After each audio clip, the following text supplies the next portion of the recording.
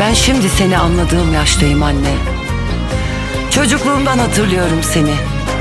Kucağına aldığını, yavrum dediğini, beni sarıp sarmaladığını hatırlamıyorum mesela. Bir sebebi vardı elbet. Elbet vardı bir sebebi ama ben anlamıyordum. Yüreğimde yangınlar var, sönmüyor anne. Yağmura döndü yaşlarım, silinmez anne. Bu yalancı dünyada çok çaresizim. Kimse senin gibi beni sevmiyor anne. Bu viran şehirde yapayalnızım. Sensiz bomboş kollarımı sar artık anne. Çocuk aklımla çok da önemli değildi. Çünkü sen herkese aynıydın anne. Şimdi fark ediyorum da ben de sana benzemişim aslında.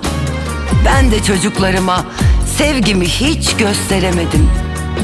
Tıpkı senin beni çok sevdiğin gibi ben de onları çok sevdim. Gösteremedin çünkü sen de hiç görmemişsin anne. Gösteremedim çünkü ben de hiç görmedim anne.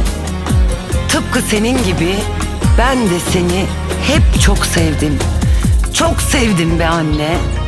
Her ezan sesinde, sehpada duran kumandada, gördüğüm her çiçekte, hatta Arif Sağ Hoca'nın söylediği ellerini çekip benden yarim bugün gider oldu türküsünde hep yaşayacaksın. Dört tarafım tuzaklarla örülü anne. Sana çıkan tüm yollarım kapalı anne. Bu yalancı dünyada çok çaresizim. Kimse senin gibi beni sevmiyor annem. Ben şimdi seni tanıdığım, seni anladığım yaştayım anne. Belki sevdiğini gösteremedin bize ama en önemli şeyi öğrettin anne.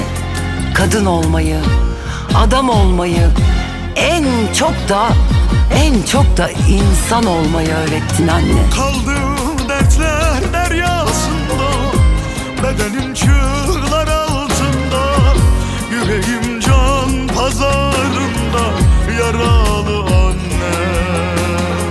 Çaresiz anne, başımda deli rüzgarlar, boğar beni fırtınalar. Senden başka söyle kim ağlar, duy